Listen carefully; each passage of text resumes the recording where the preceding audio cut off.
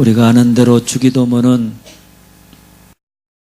성도들이 가장 많이 하는 기도입니다. 특별히 한국 교회에서는 모일 때마다 목사의 축도 대신에 주기도문으로 예배를 마치는 경향이 있습니다. 그래서 너무나 많은 사람들이 모임이 끝날 때는 주기도문으로 기도해야 된다, 이런 생각을 가지고 있는 것을 보게 됩니다. 그래서 가끔씩 다른 교회에서 신앙생활 하다가 저희 교회 오신 분들 제가 신방하면 예배 드리고 기도하고 그리고 끝나는데 주기도문으로 마무리하지 않으니까 예배가 끝나지 않은 듯 한참을 멍하니 저를 바라보는 경우가 참 많이 있습니다. 그래서 제가 설명해 줍니다. 꼭 그렇게 해야 되는 것은 아니라고. 이렇게 너무나 많이 주기도문을 시간마다 외우고 또 모일 때마다 주기도문으로 마무리하다가 보니까 주기도문을 마치 우리가 하나의 주문을 외우는 것처럼 생각할 때가 있습니다. 그래서 어떤 분은 아주 자랑하듯이 저에게 찾아와서 목사님, 제가 한동안 무서운 꿈을 꾸느라 잠을 잘 못 잤는데 그때마다 주기도문을 했더니 무서운 마음들이 사라졌다고 간증하듯 이야기하는 이야기를 듣기도 합니다. 그러나 여러분, 예수님이 주기도문을 가르쳐 주신 이유는 그렇게 주문처럼 무서운 일이 있을 때 주기도문을 암송함으로 주문처럼 무서움을 몰아내라고 우리에게 가르쳐 준 것은 아닙니다.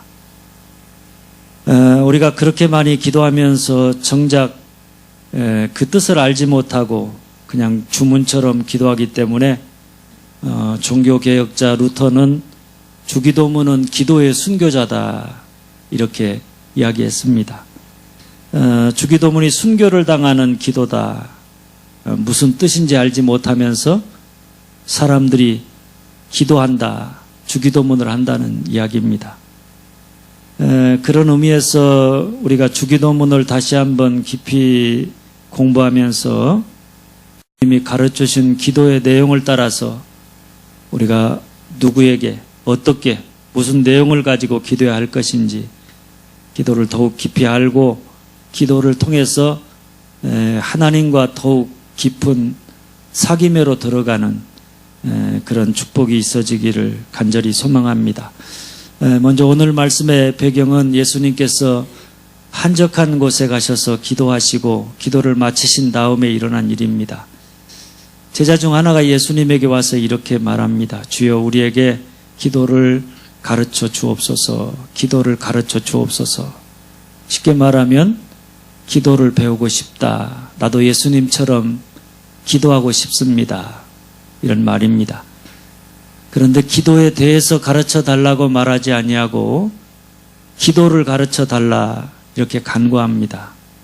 기도를 가르쳐 달라라고 하는 말은 자기가 어떻게 보면 기도에 대해서 가르쳐 달라고 하는 말은 자기가 지금 기도하겠다 이런 게 아니라 기도가 뭔지 알아보겠다, 이런 뜻이고, 기도를 가르쳐 달라는 것은 그 마음속에 이미 어떤 마음이 있다는 것인가 하면 나도 기도하고 싶다, 기도하고 싶은 기도에 대한 열망이 있다는 그런 이야기입니다.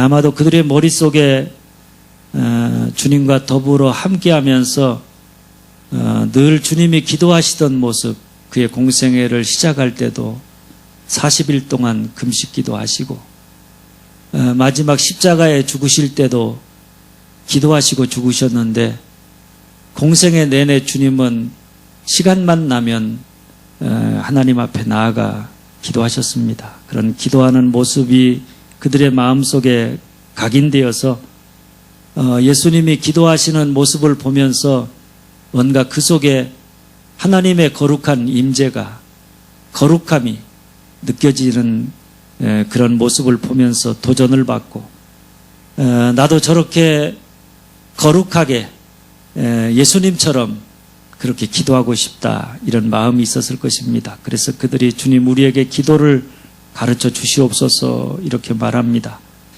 그런데 문제는 기도는 하고 싶은데 어떻게 기도할지 모르겠다는 것입니다.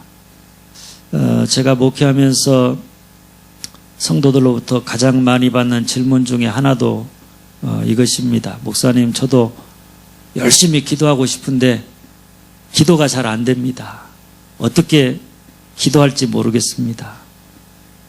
그리고 또 하나, 내가 기도하고 있긴 하는데 기도를 해도 뭔가 내가 하나님으로 충만하다, 이런 마음이 들지 않아서 내가 제대로 기도하고 있긴 한 건지 잘 알지 못하겠다, 이런 말을 하는 이야기들을 많이 듣습니다.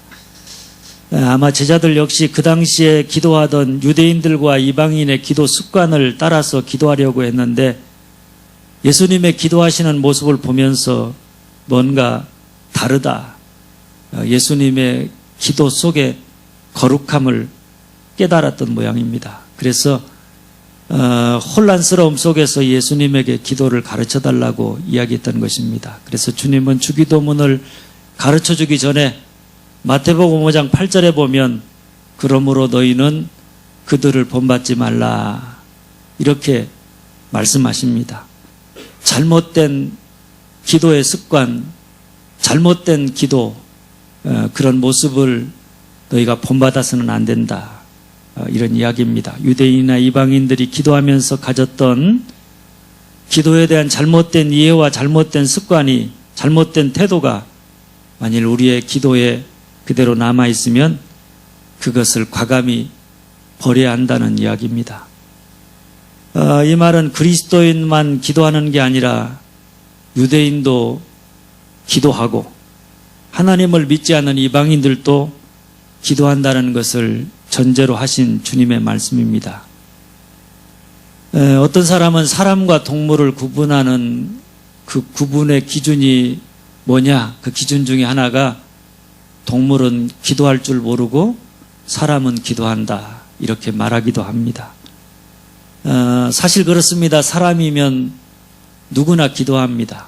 어떤 종교를 가졌든 자기도 기도한다고 얘기를 한참 듣다가 보면 우리와 같이 하나님을 믿는 게 아니라 이상한 것을 믿는데 똑같이 기도하고 있다고 이야기하는 사람들을 만나기도 합니다. 하여튼 무조건 어떤 사람이든지 사람이면 누구나 기도하고 그 기도할 때를 보면 연약할 때, 인간이 연약함을 깨달을 때 인간은 누구나 그 무언가를 향해서 기도하고 있다는 것입니다. 대상이 누구이든 어떤 내용을 가지고 기도하든 기도라는 목적이 무엇이든 분명한 것은 사람은 누구나 기도한다는 사실입니다. 이 말은 우리가 유대인의 기도 방법이든 이방인들이 하는 기도의 모습, 기도의 방법, 우리가 무조건 기도만 하면 된다, 그러면 다 똑같은 기도다, 이렇게 생각해서는 안 된다는 이야기입니다. 우리가 기도하되 기도가 뭔지, 기도의 대상이 누구고 우리가 어떻게 기도해야 되는지, 어떤 내용을 가지고 기도해야 하는지 분명히 알고 제대로 기도해야 한다는 이야기입니다. 그래서 주님은 너희는 이렇게 기도하라, 기도를 가르쳐주기 전에 그들이 본받지 말아야 될 기도에 대해서 마태복음 5장 5절에서 7절에 이렇게 말합니다. 너희는 기도할 때, 한번 따라서 합니다. 외식하는 자와 같이 하지 말라. 외식하는 자와 같이 하지 말라. 내 골방에 들어가 문을 닫고 은밀한 중에 계시는 내 아버지께 기도하라. 내 골방에 들어가 문을 닫고 은밀한 중에 계시는 내 아버지께 기도하라. 이방인과 같이 중언부언하지 말라. 이방인과 같이 중언부언하지 말라. 이 말을 보면 그 당시 유대인과 이방인들은 기도를 하되 사람들 앞에서 하나님을 향해서 기도하는 게 아니라 사람들을 향해서 사람들에게 뭔가 자기가 하고 싶은 말을 하고자 사람들 앞에서 자기 믿음을 시위하듯 사람들 들으라고 기도하는 사람들이 많았고, 기도하되 세상의 소리 다 닫고 오로지 하나님의 소리를 듣고자 하는 간절하고 진지한 마음으로 기도하려고 하지 않았고, 그저 기도를 해도 세상의 소리들 중에 하나 정도, 그런 정도로 하나님의 소리를, 하나님의 응답을 생각하면서 기도했고, 기도하되 기계적으로 마치 주문을 외우는 것처럼 거기에 그 마음의 진심이 담겨져 있지 않은 기도를 드렸다는 이야기입니다. 한마디로 하면 기도한다고 하는데 거기에 하나님과 우리의 인격적인 대화와 사귐이 없었다, 이런 이야기입니다. 그래서 주님은 기도는 사람을 향해서 하는 게 아니라 하나님을 향해서 하는 것이고, 기도는 문을 닫고 골방에 들어가서 내가 들을 수 있는 여러 가지 응답 중에 하나를 듣기 위해서가 아니라 오로지 하나님 응답을 듣고자 하는 간절하고 진지한 마음으로 기도해야 하고, 하나님에게 내 마음을 담아서 진심으로 기도해야 한다, 이 사실을 거듭 말씀하심으로 기도는 하나님과 깊은 사귐이 되어야 한다를 가르쳐 주셨던 것입니다. 그렇다면 우리가 어떻게 기도해야 하느냐? 그러므로 너희는 이렇게 기도하라. 우리가 어떻게 기도해야 하나님 앞에서 기도하고 세상을 향한 문을 닫고 골방에 들어가 오로지 하나님의 음성을 듣고자 하는 자세로 기도하되 중언부언하지 아니하고 진심을 가지고 하나님과 기도할 수 있느냐, 그 기본을 가르쳐 주시는데 그게 바로 주기도문입니다. 2010년도에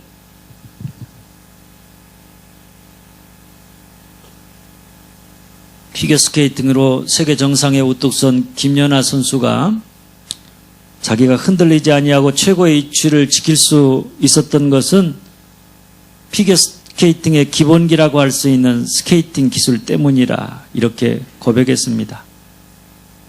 그러면서 그는 우리나라 선수들은 점프와 스피는 잘하지만은 스케이팅 기술과 스텝에 있어서 약점이 드러난다, 이렇게 지적하면서 후배 선수들에게 를 잘 다져야 된다는 사실을 강조했다고 합니다. 기도도 마찬가지입니다. 기도에 화려한 기술 없습니다. 기도에 화창한 말, 기도 잘한다, 그런 것 없습니다.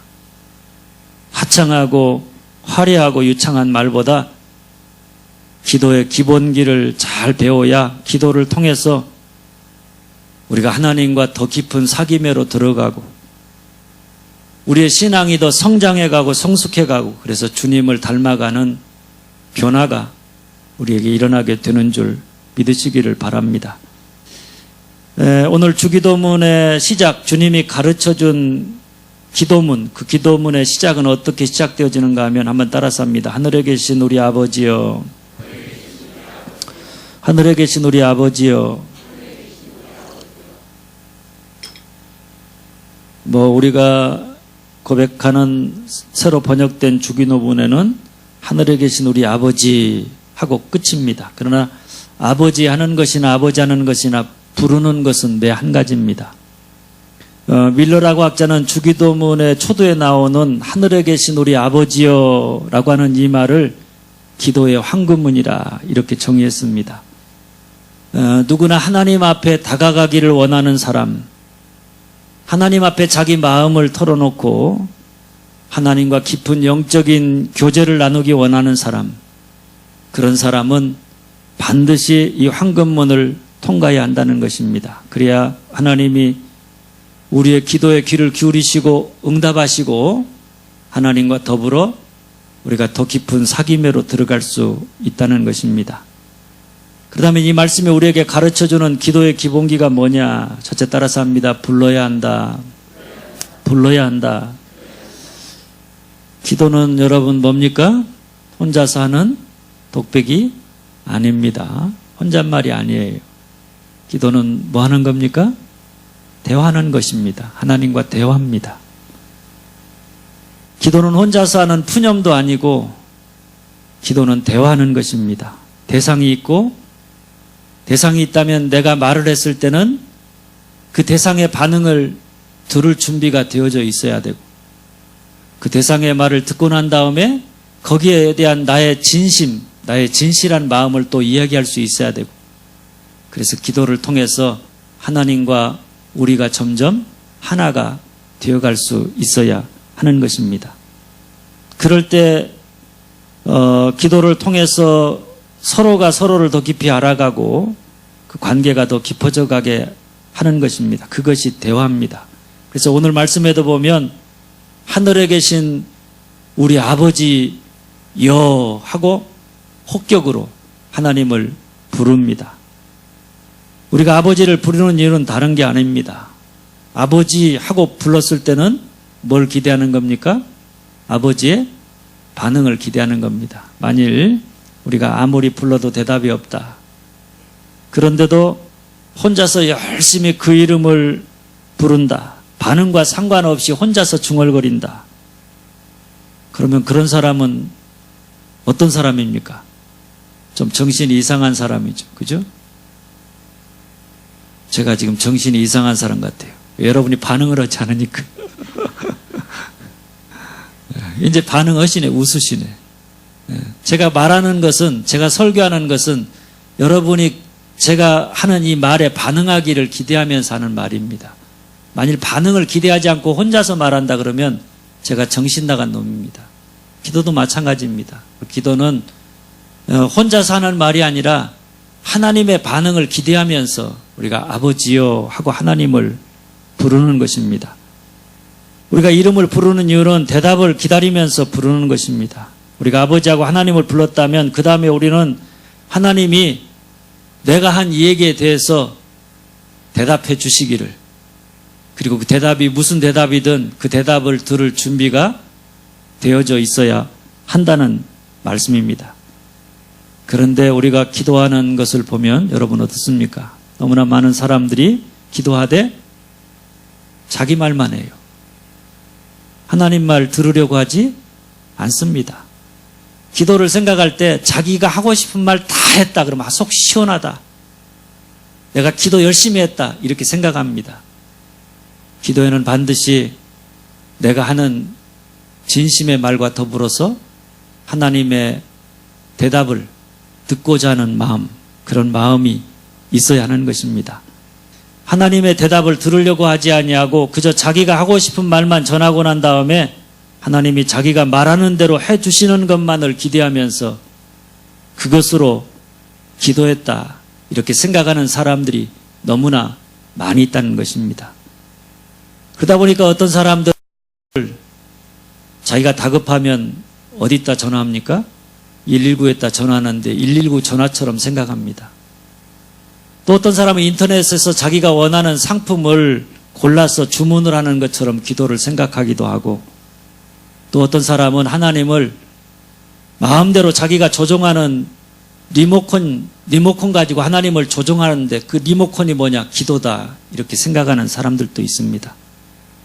혹은 도깨비 방망이처럼 내가 기도하기만 하면 하나님이 자기가 원하는 것을 얻게 해주는, 내가 원하는 것을 얻는 수단으로 생각하기도 하고, 하나님 앞에서 자기 마음이 답답하면 하나님 앞에 나와서 넋두리하는 넋두리로, 때로는 기도하면 우리의 마음이 평안해진다고 마음의 안정을 찾기 위한 명상 정도로 생각하기도 한다는 이야기입니다. 그러나 여러분, 기도는 일방적으로 내가 원하는 바를 하나님에게 이야기하고 끝나는 게 아니라 반드시 내 얘기에 대해서 하나님의 대답을 듣고자 하는 열린 마음을 가지고 기도해야 하는 줄 믿으시기를 바랍니다. 그럴 때 기도가 하나님과 우리의 사귐이 되어서 우리가 기도하면 기도할수록 하나님의 마음을 더 깊이 알게 되고 하나님을 더 이해하게 되고 하나님에 대한 신뢰가 더 깊어져 가면서 어떤 상황 속에서도 하나님만을 의지하면서 믿음으로 승리하는 삶을 살아가게 되는 것입니다. 그래서 우리가 아버지 하고 부름으로 기도를 시작한다고 하는 것은 우리가 하나님께 기도하는 것으로 끝나는 것이 아니라 우리의 기도에 대한 하나님의 대답을 듣고자 하는 열린 마음으로 기도해야 한다는 이야기입니다. 제가 언제도 말씀드렸습니다마는 영국의 소설가인 헐버트 웰스라고 하는 사람이 쓴 대주교의 죽음이라는 단편이 있습니다. 이 이야기에 보면 대주교가 매일 습관적으로 성당에 나가서 하루에 3번씩 기도합니다. 두 손을 높이 들고 거룩하신 하나님, 우리의 기도를 들어달라고 교회를 위해서 나라를 위해서 그렇게 하나님 앞에 기도했습니다. 그런데 어느 날 그가 여느 때처럼 성당에 나아가 기도를 하고 있는데 뜻밖의 하나님께서 큰 소리로 응답해 주십니다. 오냐, 내가 여기 있느니라. 네가 무엇을 원하느냐. 대주교가 깜짝 놀랍니다. 하나님께서 정말로 내 기도를 듣고 계셨구나. 그는 신음하듯이 중얼거리다가 말고 벌렁 나자빠져서 죽고 말았다는 이야기입니다. 하나님, 내 기도를 들어주십시오. 이렇게 평생토록 기도했는데 정작 하나님이 말씀하시자 너무나 놀라서 심장마비로 죽고 말았다는 이야기입니다. 작가가 이 이야기를 통해서 우리에게 전하고자 하는 메시지는 간단합니다. 기도하되 혼자서 기도하지 말고 기도의 대상이신 하나님과 대화하듯 열린 마음으로 나의 기도에 대한 하나님의 대답을 정말로 듣고자 하는 마음 자세를 가지고 기도하라, 이런 이야기입니다. 할렐루야. 그런데 우리가 하나님을 부르며 기도하지 않고 우리가 왜 일방적으로 기도하느냐. 제가 이렇게 생각해 보니까 그 이유가 뭘까 생각해 보니까 혹시라도 하나님의 대답이 아니면 어떻게 할까? 아마 그게 굉장히 두려운가 봅니다. 우리 인간의 마음에 기도를 하는데 자기가 원하는 대로만 돼야 된다, 이런 생각을 너무나 많이 갖고 있다 보니까 하나님의 대답이 혹시 내가 듣고 싶은 대답이 아니면 어쩌나는 두려운 마음 때문에 아예 하나님의 대답을 듣고자 하지 아니하고 그저 나 하고 싶은 말만 하고 그렇게 기도하다 보니까 그것이 습관이 되어서 그렇지 않나, 이런 생각이 듭니다. 여러분, 대화가 뭡니까? 제가 말하면 상대방이 제가 하는 말을 듣고 거기에서 대답하는 것을, 반응하는 것을 제가 들어야 하고, 들은 다음에 또 내가 그 말에 대한 나의 진심 어린 마음을 이야기하고, 그러면서 다르면 다른 대로 서로의 다름을 이해하고 그 가운데서 서로 합일점을 찾아 나가는 과정이 대화입니다. 그래서 대화는 이미 자기가 다 짜놓고 정해진 대로 가는 게 아니라 거기에서 어떻게 이야기가 전개되어질지 그 결론을 모르는 것이 대화입니다. 그러나 여러분, 우리가 기도하면서 사실은 무엇을 기도할까 고민할 필요가 없는 것입니다. 열린 마음으로 기도하면 그런 것 가지고 고민할 필요가 없습니다. 일단 기도하는 자리에 나와서 아버지 하고 부르면 거기에서부터 하나님과의 대화 중에 우리의 기도가 풀리게 되어져 있는 줄 믿으시기를 바랍니다. 그런데 대개 말을 하면 열린 구조로 말합니까? 닫힌 구조로 말합니까? 아마 여기 앉아 계신 분들 중에 95% 이상은 아마 닫힌 구조로 말하는 것 같아요. 제가 상대해 봤잖아요, 다 여러분들은. 여러분들이 말할 때 내가 말하는 것을 상대방이 자기가 말하는 대로 다 받아들이기만을 바라지 상대방의 이야기를 들으려고 하는 사람, 제가 100명의 교인을 만나면 5명도 만나본 적이 없습니다. 너무나 이 대화하는 법, 그걸 모릅니다. 일방적입니다. 그래서 때로는 제가 폭격을 당하고 폭격을 당한 채 그냥 제가 혼자서 삭혀야 됩니다. 억울하겠죠? 하나님 아시겠죠? 하나님도 당하시는데. 그래서 제가 그럴 때마다 하나님의 마음을 느낍니다.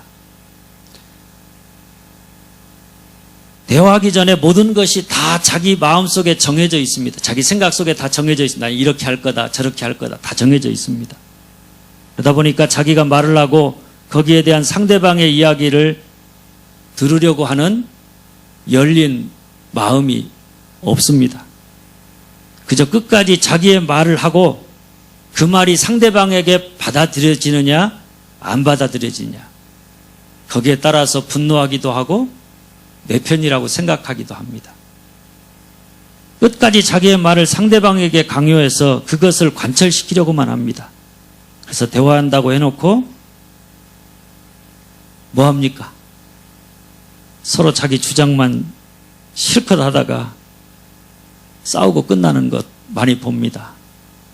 가정에서도 교회에서도 그리고 이 사회에서도 우리가 이런 모습들을 너무나 많이 봅니다.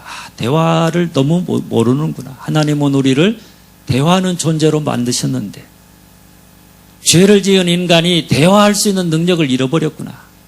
이런 생각을 많이 갖게 됩니다. 그러다 보니까 창조적이고 더 어마어마한 많은 삶의 변화와 깊이를 깨달아가지 못하고 자기 안에 갇혀있는 그런 모습들을 우리가 너무나 많이 보게 됩니다. 그러다 보니까 기도도 하나님과의 기도도 닫힌 구조로 기도하기 전에 이미 하나님이 나에게 이렇게 응답해야 된다. 저렇게 응답해야 된다. 그 근거가 뭡니까? 내가 얼마나 열심히 신앙생활 하는데, 내가 얼마나 열심히 기도하는데, 내가 얼마나 열심히 봉사하는데, 내가 얼마나 많이 헌금했는데, 자기가 행한 일들을 가지고 하나님이 자기에게 이렇게 응답해야 된다고 다 짜놓고 하나님은 그저 자기가 짜놓은 대로 움직이면 된다고 생각하면서 기도하다가 보니까 생각이 너무나 많아서 기도하려고 하면 기도가 안 되고 기도를 해도 오랫동안 깊이 있게 기도할 수 없고 자기의 기도에 대한 하나님의 반응에 따라서 그 믿음이 왔다 갔다 하다가 시험에 드는 것을 많이 보게 됩니다. 그러나 여러분 우리가 하나님과의 관계에서 이렇게 다친 생각, 다친 마음으로 기도한다. 여러분 거기에는 하나님과의 친밀한 사귐은 불가능할 것이고 아무리 오랫동안 기도한다고 해도 언제나 나의 이기적인 모습 속에서 하나님의 영광은 드러나지 않고 나의 옛날 그 모습 그 안에 갇혀있는 그런 나의 모습을 우리가 끊임없이 발견하게 될 것입니다. 그러니 주님이 우리에게 가르쳐준 대로 아버지여 하나님을 불러야 한다는 것입니다. 그 부름 속에는 뭐가 있어요? 하나님의 대답을 듣고자 하는 마음, 열린 마음, 그리고 하나님의 대답에 따라서 내가 언제든지 나를 변화하고자 하는 마음, 그런 자세를 가지고 기도하는 것이 우리에게 무엇보다 중요한 줄 믿으시기를 바랍니다. 둘째, 우리가 기도하되 우리의 기도를 들으시는 하나님이 어떤 분이시냐, 하나님을 잘 알지 못하면 하나님을 오해해서 자기 혼자서 자기 멋대로 기도하다가 자기 혼자서 시험에 들어서 하나님에게서 멀어져 갈 수도 있다는 것입니다. 그래서 주님은 우리에게 기도를 가르쳐 주시는데 하나님이 어떤 분인가 그것을 가르쳐 줍니다. 하나님이 어떤 분입니까? 한번 따라서 합니다. 우리 하나님은 아버지시다. 아버지시다.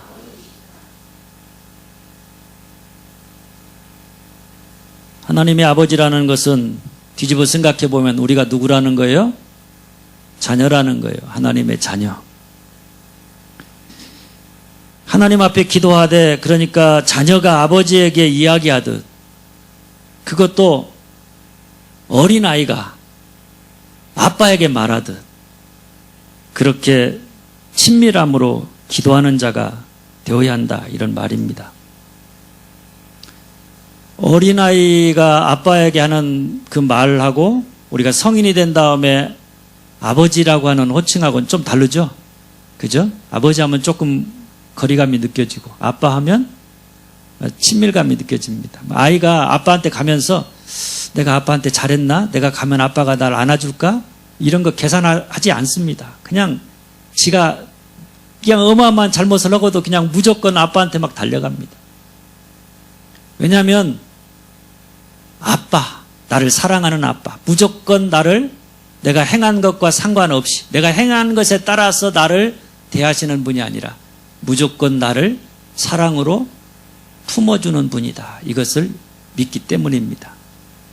영성학자인 헨리 나우에는 우리가 열린 마음, 듣고자 하는 마음으로 기도하지 못하고 그저 일방적으로 자기 혼자 기도하고 끝내려고 하는 이유를 자기 거부 때문이라 이렇게 이야기합니다. 쉽게 말하면 이런 설명입니다. 내가 기도한다고 하나님이 내 기도에 대답하시겠느냐. 나 같은 것에서 기도를 하나님이 들으실 리가 없다. 스스로를 하나님에게 무익하고 사랑받지 못할 존재로 여기기 때문에 우리가 기도하면서도 하나님의 대답을 기다리지 않는다. 이런 설명입니다. 쉽게 말하면 기도하긴 해야 되겠는데 그래서 기도하긴 하는데 자기 마음속에 하나님이 나를 거부하실 것이다. 내가 하나님에게 이쁜 짓을 하지 않았으니까 하나님 나를 내 기도를 응답하지 않을 것이다. 이런 자기 거부가 있기 때문에 하나님과 대화하는 것을 기뻐하지 않는다는 것입니다.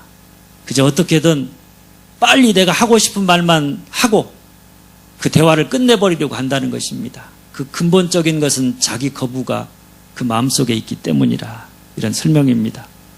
이런 자기 거부가 우리가 기도를 해도 대화가 아니라 독백으로 만들어서 기도하기를 힘들게 하고 기도를 기쁨으로 우리가 느끼지 못하게 한다는 이야기입니다. 그러니 우리가 자기 거부고 나는 하나님이 사랑하지 않는다, 기뻐하지 않는다 이런 장애를 극복해야 기도를 해도 독백이 아니라 대화로서의 기도를 할 수 있는데 이것을 극복하게 하는 첫 단추가 뭐냐? 하나님이 나의 아버지이심을 알고 그 아버지하고 부르며 기도하는 것입니다. 아멘. 유대인들에게 하나님은 어떤 존재였습니까? 가까이 하기엔 너무나 먼 당신입니다. 가까이 갔다가는 즉시로 하나님으로부터 죽임을 당한다. 이런 두려움을 가지고 있던 두려운 존재입니다. 친밀하기보다는 멀리 떨어져서 우리에게 율법을 주고 그 율법대로 행했는지 안 했는지 따져서 했으면 상을 주고 안 했으면 벌을 주는 무서운 분으로 이해했습니다. 그러다 보니까 그들은 벌 받지 않기 위해서 율법대로 살려고 애를 쓰며 살았고 율법대로 살려고 애를 썼으면 내가 이렇게 했으니까 나에게 이렇게 해달라고 하나님과 거래하듯 자기가 행한 일에 따르는 보상을 하나님께 기대했던 것입니다. 반면에 자기가 행하지 못하면 그때는 하나님을 아예 잊어버리고 하나님에게로 나아가려고 하지도 않았던 것입니다. 그런데 주님은 그 당시 유대인들이 가지고 있던 가까이 하기엔 너무나 먼 당신 같은 두려움의 존재로서의 하나님 상을 버리라고 말씀하십니다. 하나님은 우리의 아버지가 되신다. 이 아버지라는 말의 아람어는 아빠입니다. 아빠. 아빠가 되신다. 어린아이가 부르는 아버지에 대한 호칭, 아빠. 아빠라고 불러야 한다는 것입니다. 아주 친밀한 언어입니다. 자녀가 아버지 앞에 나아갑니다. 그럴 때 자녀는 항상 이런 마음을 가지고 나아갑니다. 나는 아버지의 사랑받는 자녀다. 나는 아버지가 기뻐하는 자다. 그런데 자녀가 부모에게 사랑받는 자요 기뻐하는 자인 까닭은 자녀가 사랑받을 만한 짓을 했다거나 기뻐할 만한 일을 했기 때문이 아니라 그것과 상관없이 자녀이기 때문에 그냥 단순히 자녀이기 때문에 내가 낳은 자녀이기 때문에 사랑스러운 존재고 기뻐하는 자인 줄 믿으시기를 바랍니다. 우리가 이렇게 확신을 가지고 담대히 하나님 앞에 나아가 아빠라고 부를 수 있는 것은 내가 사랑받을 만한 그 무엇인가가 있기 때문에 했기 때문에 그러는 것이 아니라 그런 것과 상관없이 우리가 예수를 믿음으로 말미암아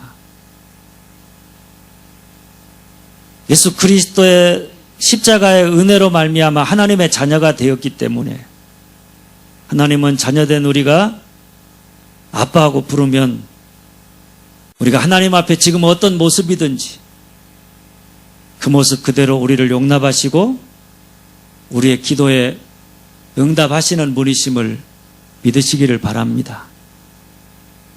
그러니까 두려워 말고 내가 행한 일에 따라서 하나님이 내게 벌 주지 않을까 두려움 속에 하나님 앞에 나오지 말고 하나님은 나의 아빠다 이런 생각을 가지고 주님이 우리에게 가르쳐 준 것처럼 하나님을 아빠라고 부르면서 기도하기를 힘쓰는 여러분들이 되어줄 수 있기를 간절히 소망합니다. 그리고 또 하나 주님이 가르쳐 준 기도 중에 그 아버지가 어떤 아버지냐 한번 따라서 합니다. 하늘에 계신다. 하늘에 계신다. 하늘에 계신다라고 하는 이 말은, 하늘이라고 하는 것은 어떤 공간, 어떤 장소를 의미하는 것이 아니라 상징적인 표현입니다. 우리가 흔히 굉장히 큰 것을 표현할 때 어떤 말을 사용하는가 하면 하늘만큼이라고 말합니다. 하늘만큼.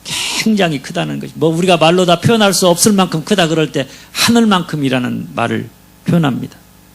그러니까 하늘에 계신 아버지라고 하는 말은 하나님이 아버지가 되시는데, 우리 아빠가 되시는데, 그분이 어떤 분이냐?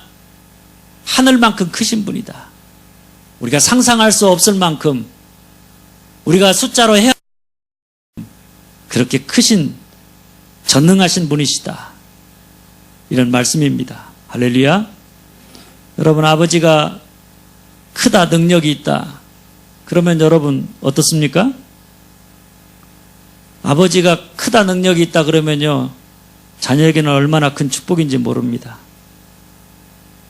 자녀가 아버지에게 뭔가를 요구할 때 그저 저놈의 새끼는 아무 생각도 모르고 아빠 사정도 모르고 그냥 막 이렇게 때를 쓴다 이렇게 말할지 모르지만, 자녀들은 부모에게 뭔가를 요구할 때 아무 생각 없이 요구하는 것 같아도 그렇지 않습니다.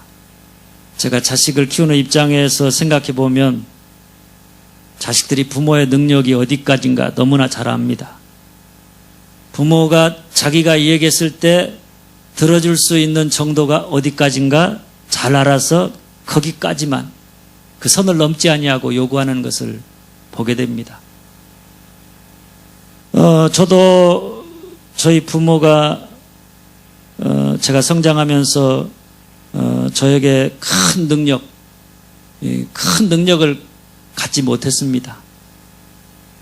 그래서 제가 대학교 신학대학을 입학하면서부터 그때부터 한 번도 아버지에게 손을 벌려본 적이 없습니다. 대학교, 신대원, 대학원, 결혼, 아버지에게 손을 벌리지 않았습니다. 왜냐하면 아버지의 능력을 너무나 잘 알기 때문에, 제가 말하면 괜히 아버지 마음만 아플 것 같아서 그저 하나하나 모든 것 내 수준 안에서 해결해 나가고, 그리고 그 모든 것을 이루어 갔습니다. 자식들이 부모의 능력을 너무나 잘 알고 부모가 들어줄 수 있는 정도만 요구하게 되어져 있는 것입니다. 그런데 때로 우리가 기도하면서 내가 이런 걸 기도하면 하나님이 해결할 능력이 있을까? 하나님의 능력을 염려하고 의심하는 사람들이 있는 것 같습니다. 그래서 기도하면서 하나님 생각해서 기도를 하면서 들어줄 수 있다고 생각되는 것만 이 기도를 검열하고 난 다음에 그렇게 기도하는 그런 사람들도 있는 것을 보게 됩니다. 한번 걸러서 기도한다는 것입니다. 그러다 보니까 여러분 어떻습니까? 기도하려고 하면 뭘 걸러야 될지 너무 머리가 복잡해집니다. 그래서 기도하려고 하면 머리가 복잡해서 기도하되 편안하게 기도할 수가 없는 것입니다. 기도의 자리에 앉아 있을 수가 없는 것입니다. 그러나 여러분, 그것이 무슨 일이 되었든지 간에 우리 아버지는 하늘에 계신 분이시다. 능력이 크신 분이시다. 전능하신 분이시다. 원하시기만 하면 못할 것이 없다. 우리가 이 사실을 믿고 기도한다면, 우리가 기도하되 검열하지 아니하고 들어주든 안 들어주든, 안 들어주면 그것이 안 들어주는 것이 내게 좋아서 안 들어주는 것일 뿐 하나님의 능력과는 전혀 상관이 없다는 사실을 우리가 알고 걸러서 기도하지 아니하고 하나님 앞에 늘 나아가 우리의 있는 그대로 진심으로 기도할 수 있게 되는 줄 믿으시기를 바랍니다. 그리고 또 하나, 하늘에 계시다는 것은 우리가 눈으로 보고 이해할 수 있는 것과는 전혀 다른 하나님의 초월성, 그 초월성을 이야기하는 것입니다. 이 말은 하나님께서 우리와 전혀 다른 분이시다. 우리가 감히 접근할 수 있는 분도 우리 생각의 연장선상에 계신 분도 우리가 다 이해할 수 있는 분도 아니라는 이야기입니다. 이 말을 달리하면 우리가 자기 멋대로 부릴 수 있는 우리 마음대로 할 수 있는 그런 분이 아니라는 이야기입니다. 그러니까 우리가 조금 기도했다고 조금 열심히 신앙생활했다고 조금 헌금하고 봉사했다고 하나님 마음대로 움직일 수 있는 존재인 것처럼 쉽게 보지 말라는 이야기입니다. 오히려 내 생각처럼 되지 않아도 그것 때문에 불평하지 말고 내가 다 이해할 수 없지만 하나님의 마음을 다 이해할 수 없지만 하나님의 계획을 다 이해할 수 없지만 하나님은 나보다 더 크신 분이시다. 하나님의 더 깊은 생각이 있으실 것이다. 하나님의 더 넓은 우리가 다 이해할 수 없는 초월적인 하나님을 믿고 그 하나님을 끝까지 신뢰하면서 믿음으로 나아가는 자가 되어야 한다. 이런 말씀입니다. 그런 여러분 하나님의 아버지가 되신다. 그것도 하늘에 계신 아버지이시다. 이 사실을 믿는다면 우리는 기도하기를 주저할 것도 가릴 것도 없고 걸러서 기도할 것도 없고 그저 우리 삶의 모든 문제를 가지고 담대하게 주님 앞에 나아가 기도하되 기도를 통해서 하나님을 우리 마음대로 조정하려고 하기보다는 우리가 다 이해할 수 없지만 하나님이 내게 가장 좋은 길로 응답하시고 역사하신다. 하나님에 대한 신뢰를 가지고 하나님을 더욱 믿고 의지하며 나아가는 자가 되어야 하는 줄 믿으시기를 바랍니다. 사랑하는 여러분, 하나님은 우리의 아버지가 되십니다. 지금 우리는 하나님의 사랑받는 자녀요 기쁘는 자로 하나님 앞에 나아가 언제든지 우리가 담대히 기도할 수 있는 그런 축복을 받은 사람들입니다. 그러니 아버지 하고 부르는 그 순간 우리의 기도를 들으시는 그분이 우리의 기도에 응답하신다. 이런 기대를 가지고 늘 하나님을 향해서 열린 마음, 열린 생각을 가지고 하늘에 계신 아버지이신 그분께 우리의 삶의 모든 문제를 아무런 주저함도 아무런 검열도 없이 편안하게 기도함으로 그래서 하나님의 응답을 듣고 하나님과 더불어 대화함으로 하나님의 마음, 하나님의 생각, 하나님의 뜻을 더 깊이 알아가는 그래서 하나님을 더욱 깊이 사귀어가는 여러분들이 다 되어줄 수 있기를 주님의 이름으로 축원합니다.